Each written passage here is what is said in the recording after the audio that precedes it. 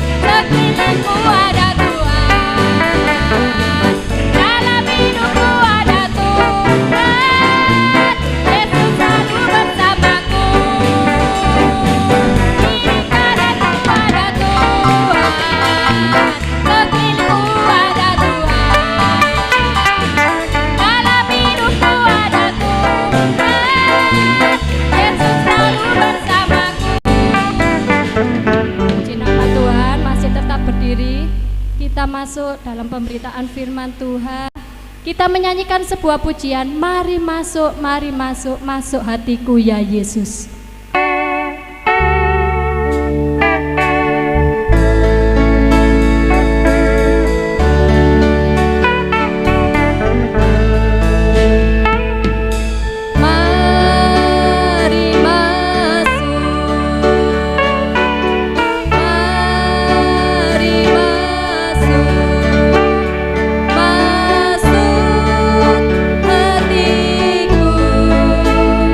Yeah.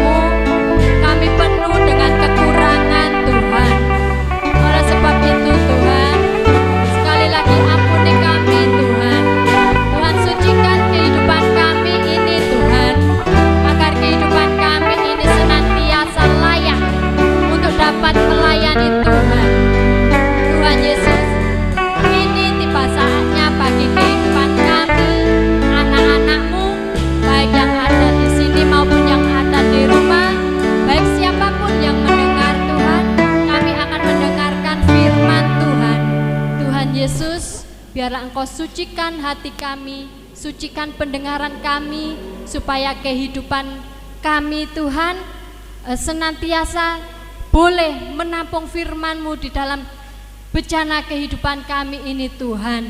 Berikan kami Tuhan hati yang rendah hati Tuhan, supaya pada waktu firman-Mu itu ditabur Tuhan, firman-Mu Tuhan boleh termeterai di dalam kehidupan kami ini Tuhan, anak-anak-Mu. Terima kasih Tuhan, terima kasih Yesus. Engkau pakai Tuhan guru sekolah minggu yang sebentar lagi akan menyampaikan sabda firman-Mu Tuhan. Biarlah Engkau urapi dari ujung rambut hingga sampai ke telapak kaki Tuhan, supaya Tuhan firman-Mu Tuhan boleh dimengerti oleh anak-anak-Mu, dan anak-anak-Mu Tuhan mendapat berkat yang dari Tuhan. Terima kasih Tuhan, kami sambut firman-Mu dengan penuh ucapan syukur di dalam nama Tuhan Yesus Kristus. Haleluya, amin. Saudara, salam damai sejahtera di dalam kasih sayangnya Tuhan kita Yesus Kristus. Selamat pagi bagi adik-adik sekolah minggu yang ada di gereja, yang ada di rumah, baik siapapun yang mendengar firman ini. Karena firman Tuhan dinyatakan ya untuk kita semua, siapapun yang mendengarnya, supaya siapapun yang mendengarnya beroleh berkat dari firman Tuhan yang akan dinyatakan pada pagi hari ini. Oleh sebab itu, baik siapapun yang mendengarnya, baik di gereja, baik adik-adik di dalam rumah, baik siapapun, harus sungguh-sungguh dalam mendengar firman ini ya. Selamat mendengarkan firman Tuhan. Firman Tuhan pada pagi hari ini saya beri judul Gosyen. Firman Tuhan pada pagi hari ini saya beri judul Gosyen. Di mana-mana ya, umat manusia baik agama apapun mengalami kesusahan dalam menghadapi virus COVID atau corona. Kebanyakan orang takut ya, karena jumlahnya yang meninggal itu banyak. Karena apa? Karena imunnya tidak kuat. Tetapi kita, anak-anak Tuhan, kita tidak boleh takut.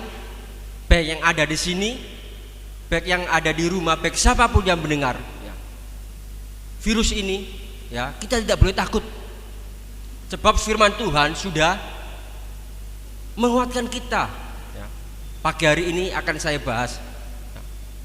Banyak semua manusia, umat manusia di seluruh dunia ini takut terhadap virus ini.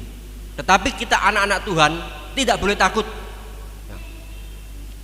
Ini ya, saya beri judul Gosyen ya. Ini mirip dengan kejadian sekarang ini tentang Gosyen ya. Nanti akan saya jelaskan. Mirip sekali ya. Tetapi anak-anak Tuhan harus tinggal di dalam Gosyen sama seperti bangsa Israel. Kita buka Alkitab kita, Kejadian 46 ya. Saya beri tema Gosyen atau Gosyen tempat terbaik, atau Gosyen adalah tempat penggembalaan. Kejadian 47 ayat 6. Kejadian 47 ayat 6. Kejadian 47 ayat 6 saya bacakan. Tanah Mesir ini terbuka untukmu, tunjukkanlah kepada ayahmu dan kepada saudara-saudaramu tempat menetap di tempat yang terbaik dari negeri ini. Biarlah mereka diam di tanah Gosyen. Dan jika engkau tahu di antara mereka orang-orang yang tangkas, tempatkanlah mereka menjadi pengawas ternakku. Fir'aun berkata kepada Yusuf dan keluarganya Yusuf ya, kakak-kakaknya ya, atau adiknya, bahwa di Mesir ada tanah terbaik namanya Gosyen. Perlu diingat, secara rohani Mesir adalah dunia dunia. Secara rohani Goshen adalah tempat penggembalaan yang dimana adik-adik sekolah minggu digembalakan ya, di gereja ini. Baik yang di rumah, baik siapapun yang mendengar, Goshen adalah tanah penggembalaan di mana kita ditempatkan. Nah, saya tambahkan Kejadian 46 ayat 34. Maka jawablah hamba-hambamu ini pemelihara ternak sejak dari kecil sampai sekarang, baik kami maupun nenek moyang kami, dengan maksud supaya kamu boleh diam di tanah Goshen, sebab segala kambing domba adalah suatu kekejian bagi orang Mesir. Goshen adalah tempat terbaik di zamannya Mesir ya, pada waktu itu, karena Goshen adalah tanah penggembalaan. Kalau zaman kita, Goshen tempat penggembalaan yang dimana adik-adik sekolah minggu ini digembalakan, baik siapapun yang mendengarnya digembalakan, itu adalah tanah terbaik. Kalau dulu Goshen secara jasmani itu tempat, kalau sekarang Goshen secara rohani yaitu gereja di mana kita digembalakan. Itu Goshen, itu tanah terbaik. Nah, saya sudah bilang dari awal, virus ini sama dengan pada waktu kejadian di tanah Mesir ya, pembunuhan anak sulung ya. Nanti ada persamaannya ya. Nanti ada persamaannya, akan saya baca. Berarti kalau kita menghadapi virus seperti ini ya, mungkin ada sekolah minggu takut ya, tinggal diam di tanah Goshen akan selamat. Mungkin siapapun yang mendengarnya takut terhadap virus ini atau COVID-19 yang mengancam, harus tinggal di tanah Goshen, yaitu penggembalaan ya. Bukan ekonomi digoncang ya, dengan adanya COVID ekonomi digoncang, banyak orang di PHK, terutama di Indonesia. Di Jawa Timur aja puluhan ribu orang di PHK, cari pekerjaan sulit. Solusinya firman Tuhan ini, kita harus tinggal di tanah Goshen, karena di tanah Goshen itu subur. Karena kita di dalam penggembalaan ya, yang seperti adik-adik ini, baik yang di rumah juga, baik siapapun yang mendengar, di tanah penggembalaan di mana saudara-saudara digembalakan atau adik-adik siapapun yang mendengar digembalakan, itu adalah tanah yang subur di mana kita diberkati di situ. Arti rohani Goshen yaitu kita harus tekun beribadah, kita harus tekun digembalakan. Ibrani 10 ayat 25. Ibrani 10 ayat 25 yang saya bacakan.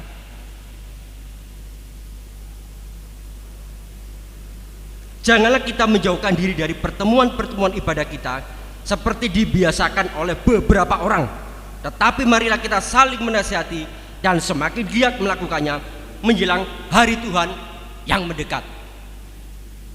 Kita semua harus tinggal di tanah Goshen ya, sebab dunia ini akan dihukum oleh Tuhan ya. Saya gak bisa menghakimi entah virus ini dari Tuhan atau dari mana ya. Yang penting kita harus tinggal di tanah Goshen, di dalam penggembalaan. Kalau kepingin selamat, kalau kepingin diberkati baik jasmani dan rohani, tinggal di tanah Goshen. Berarti kita harus setia beribadah, baik yang di sini di rumah, baik siapapun yang mendengarnya, kita harus setia beribadah dimanapun saudara-saudara digembalakan. Kita lihat Keluaran 12. Nah ini ada persamaannya dengan sekarang. Keluaran 12 ayat 22 ya. Ini tentang pada waktu Tuhan mau menghukum anak sulung, mau membunuh anak sulung, yaitu tulah yang ke-10. Keluaran pasal 12 ayat 22 sampai 23 akan saya bacakan. Kemudian kamu harus mengambil seikat hisop dan mencelupkannya dalam darah yang ada dalam sebuah pasu, dan darah itu kamu harus sapukan pada abang atas dan pada kedua tiang pintu. Seorang pun dari kamu tidak boleh keluar dari pintu rumahnya sampai pagi. Nah, sebelum Tuhan menghukum anak sulung, sebelum Tuhan membunuh anak sulung Mesir, bangsa Israel harus mengambil darah dengan hisop, disapukan ambang atas ya, menunjuk vertikal, disapukan kedua tiang pintu menunjuk horizontal. Kalau digabung salib ya. Berarti apa? Setiap kita digembalakan, kita harus ada tanda salib di dalam penggembalaan. Tanda salib itu apa? Tanda salib itu dapat dibaca 1 Petrus 1 Petrus pasal 1. Nanti kembali lagi ke Keluaran. 1 Petrus pasal 1 ayat 18 sampai 19. Ini tanda salib. Sebab kamu tahu bahwa kamu telah ditebus dari cara hidupmu yang sia-sia, yang kamu warisi dari nenek moyangmu itu, bukan dengan barang yang fana, bukan pula dengan perak atau emas, melainkan dengan darah yang mahal, yaitu darah Kristus, yang sama seperti darah anak domba, yang tak bernoda dan tak bercacat. Itulah. Kalau dulu di pintu secara jasmani, ambang atas dan tiangnya menunjuk vertikal dan horizontal. Tapi sekarang kehidupan kita yang digembalakan, kita harus ada tanda salib, yaitu pengorbanan Kristus yang sudah menebus kita, harus ada pada kita. Karena inilah kalau kita mau selamat ya, kalau kita kepingin selamat dari ancaman virus ini ya. Atau secara mungkin tidak kena virus atau ekonominya hancur, kalau kita kepingin selamat, mari datang kepada penggembalaan setiap beribadah dengan tanda penebusan Kristus yang ada pada kita. Kita kembali lagi ya, ayat 22. Saya ulangi lagi. Kemudian kamu, Keluaran 12 ayat 22. Kemudian kamu harus mengambil seikat hisop dan mencelupkannya dalam darah yang ada dalam sebuah pasu, dan darah itu kamu harus sapukan pada ambang atas dan pada kedua tiang pintu ya. Darah ambang atas kasih darah, tiang-tiang pintu dikasih darah ya. Karena itu syaratnya sebelum Tuhan membunuh anak sulung di Mesir ya. Setelah itu seorang pun dari kamu tidak boleh keluar pintu rumahnya sampai pagi ya. Kalau kita kaitkan dengan zaman sekarang ya, kita di rumah saja ya, benar ya, sama seperti bangsa Israel pada waktu ini. Itu seorang pun dari kamu tidak boleh keluar dari pintu rumahnya sampai pagi. Sampai pagi itu maksudnya apa? Sampai Tuhan membunuh anak sulung Mesir ya. Sama seperti kita sekarang, tidak boleh keluar rumah, di rumah saja ya. Nah itu sama, ada persamaannya. Saya tidak bisa menghakimi tak virus ini dari Tuhan, tak virus ini dari manusia. Yang jelas virus ini di seluruh dunia, melanda seluruh dunia ya. Kita sudah diberi kekuatan oleh firman Tuhan. Kita harus ada tanda salib penebusan Kristus ya, bagi sekolah minggu di sini, di rumah, bagi siapapun yang mendengarnya, supaya kita selamat ya. Ayat 23. Kalau kita ada tanda salib, ada penebusan Kristus, ada 23. Dan Tuhan akan menjalani Mesir untuk menulainya. Apabila ia melihat darah pada ambang atas dan pada kedua tiang pintu itu, maka Tuhan akan melewati pintu itu dan tidak membiarkan pemusnah masuk ke dalam rumahmu untuk menulai. Kalau pemusnah datang ya, Tuhan stop. Jangan, itu umatku, jangan dibunuh ya. Tuhan menggunakan alat di sini ya, atau orang atau malaikat pemusnah.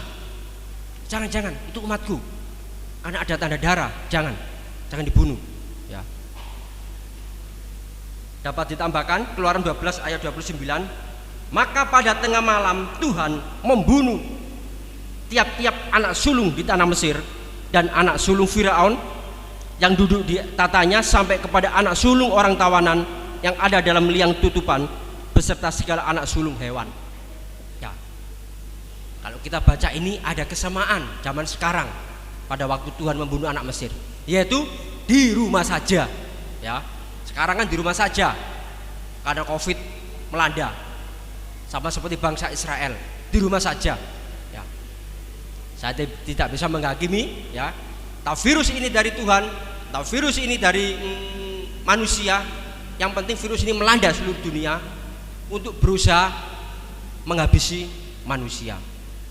Kita sudah diberi kekuatan oleh firman Tuhan pada pagi hari ini supaya kita ada tanda salib, hidup dalam penggembalaan, yaitu setia dalam ibadah, tidak boleh meninggalkan satupun, harus mengutamakan Tuhan kalau kita kepingin selamat.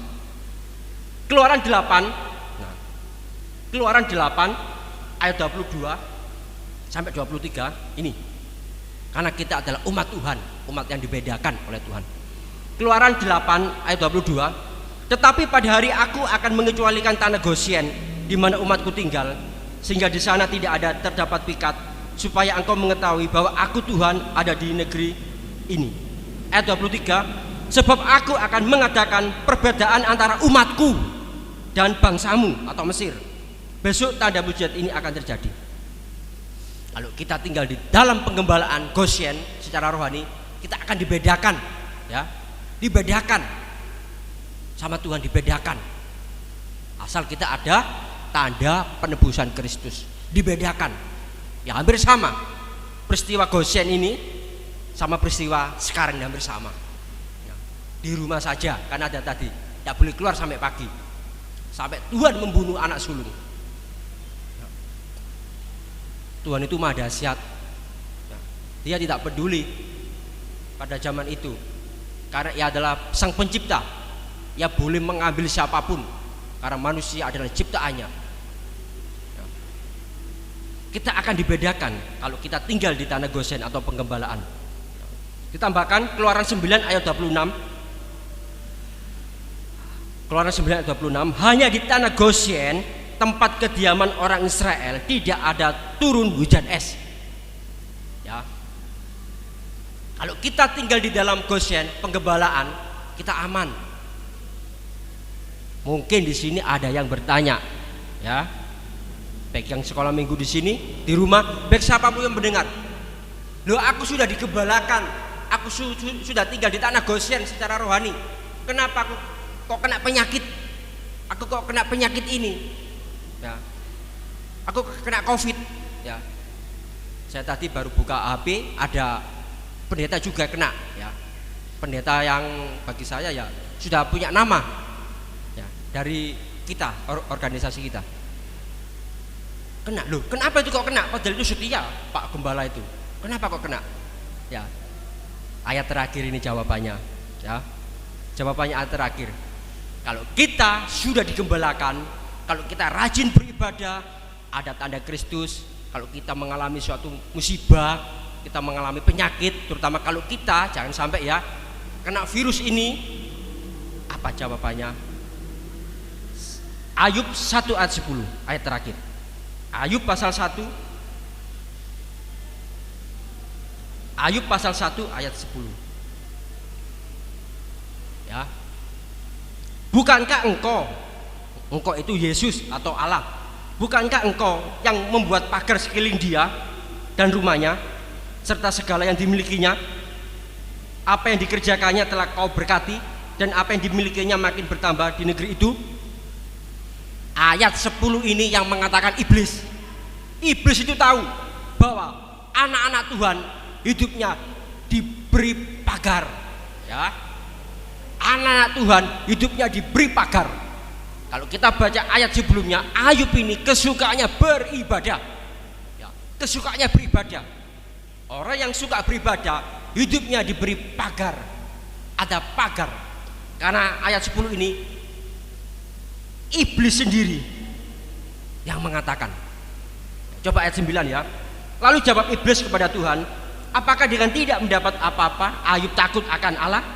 Bukankah engkau yang membuat pagar sekeliling dia? Nah ini, iblis itu tahu bahwa orang Kristen, anak-anak Tuhan, hidupnya diberi pagar sama Tuhan. Ya, diberi pagar sama Tuhan. Sama seperti kalau kita dewasa atau sekolah minggu kelas besar belajar tabernakel, ada tudung-tudung, ya, ada pagar itu. Kita ini dilindungi oleh Tuhan. Kembali lagi, loh, kok pendeta itu kok kena virus itu? Gimana itu Tuhan? Kalau itu sudah kena, itu Tuhan sudah kehendaki, ya. Sama seperti Ayub, ya. Tuhan sudah kehendaki Ayub dicobai. Tuhan sudah kehendaki, ya. Tuhan ini sangat sayang kepada Ayub, dia pagari, sehingga apa yang dikerjakannya Tuhan buat berhasil, ya. Iblis tahu bahwa anak Tuhan selalu hidup yang dipagari oleh Tuhan, ya. Mungkin di sini ada sekolah minggu di rumah, baik siapapun yang mendengar, kalau kita mengalami suatu musibah, kita adalah anak Tuhan yang setia beribadah dan melakukan firman Tuhan, kita tetap mengalami musibah, itu berarti Tuhan yang izinkan. Pada ayat berikutnya Tuhan mempersilahkan iblis, ya. Ayat 12 ya, tambahkan ya. Maka firman Tuhan kepada iblis, nah, segala yang dipunyainya ada dalam kuasamu, hanya janganlah engkau mengulurkan tanganmu terhadap dirinya. Kemudian pergilah iblis dari hadapan Tuhan. Nah itu, ya. Berarti kalau kita sudah hidup di dalam penggembalaan, kita ada tanda korban Kristus, kita rajin melakukan firman, kita rajin melayani, kita pokoknya rajin dalam kerohanian, sampai kita kena musibah, penyakit, virus, itu Tuhan sudah kehendaki, ya. Kalau Tuhan sudah kehendaki, sama seperti Ayub, Tuhan membuat Ayub hidupnya menjadi luar biasa, ia diberkati 2 kali lipat, ya. Ya, firman Tuhan sampai di sini supaya kita hidup di dalam penggembalaan. Karena di dalam penggembalaan kita akan dilindungi oleh Tuhan Yesus. Haleluya, amin. Kami serahkan pada Tante Rus.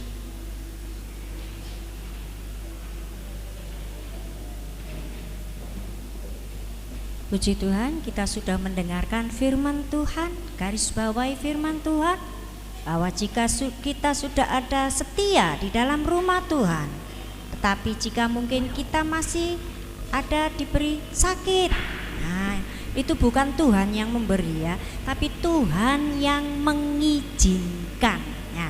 Tapi kalau kita tidak setia lalu kita sakit misalnya ya, itu berarti karena ulah kita sendiri. Ayo puji Tuhan, kita semua bangkit berdiri, kita berdoa. Bab itu kalau kita beribadah, kita harus beribadah dengan sungguh-sungguh, jangan main-main.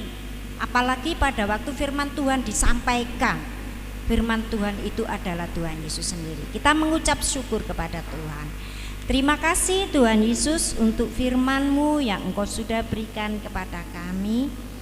Engkau tahu kami adalah anak-anak yang lemah, yang tidak mengerti akan apa yang sedang terjadi. Tetapi jika firman-Mu sudah menasehati kami dan memberi pengertian kepada kami untuk kami harus setia dan tekun, dan kami harus ada di rumah saja, yaitu di dalam rumah Tuhan, kami harus selalu ada Tuhan. Walaupun saat ini kami tidak atau belum bisa ada di rumah-Mu yaitu di gereja, tetapi setiap kehidupan kami adalah rumah Tuhan. Oleh sebab itu kami harus tetap percaya kepada Tuhan, setia kepada Tuhan. Di dalam kehidupan kami Kristus ada di dalam kehidupan kami, dan darah-Mu sendiri Tuhan yang akan menyucikan kami, menaungi kami dari segala apapun yang terjadi di dalam dunia, sehingga kami boleh diselamatkan baik jasmani maupun rohani. Tuhanlah yang memegang, menaungi, melingkupi kami dengan kuasa yang tidak terbatas. Terima kasih Tuhan, Kau sudah kuatkan kami melalui firman-Mu. Terpuji nama-Mu Tuhan. Haleluya, amin. Ya, kita akhiri pujian kita, ibadah kita dengan satu pujian. Terima kasih Tuhan. Iya.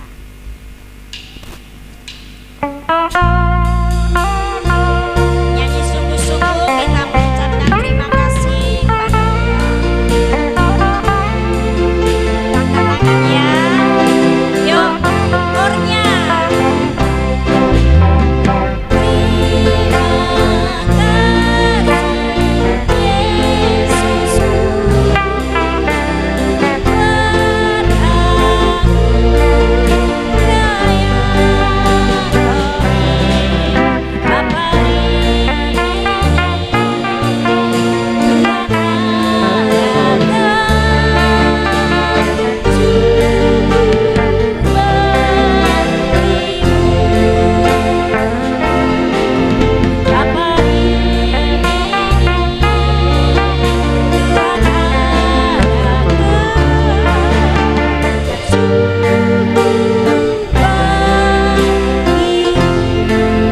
Terima kasih Tuhan untuk kasih setia-Mu yang Kau sudah nyatakan kepada kami. Kami boleh memuliakan nama Tuhan, kami boleh mendengarkan firman Tuhan, kami boleh bersuka cita di dalamnya, karena kami tahu Engkau yang memilih kami untuk menjadi orang-orang kesukaan daripada Allah. Terima kasih Tuhan untuk berkat-Mu pada hari ini yang Kau sudah nyatakan dan kami terima. Biarlah dengan berkat dan kemurahan-Mu kami boleh menjalani hidup-hidup kami selanjutnya, dan Engkau menerangi perjalanan kami untuk berjalan di dalam jalan kebenaran firman-Mu yang ajaib. Terpuji nama-Mu Tuhan. Kami mengucapkan sekali lagi ucapan syukur yang kami naikkan kepadamu Tuhan untuk hari ini. Terpuji nama-Mu Bapa. Engkau sudah memberkati kami semua dengan kasih dan kemurahan Tuhan. Engkau juga memberkati para pelayan-pelayan-Mu yang ada di rumah Tuhan. Engkau berkati bangsa dan negara kami Indonesia ini. Lalukan segera kami dari segala apapun yang terjadi di dalam Indonesia ini. Tuhan mengampuni bangsa kami dan Tuhan memakai kami semua untuk menjadi alat bagi kemuliaan Tuhan. Terpuji nama-Mu Bapa. Dalam nama Tuhan Yesus Kristus kami berdoa dan mengucap syukur kehadirat Tuhan. Haleluya. Amin. Selamat pagi. Tuhan memberkati.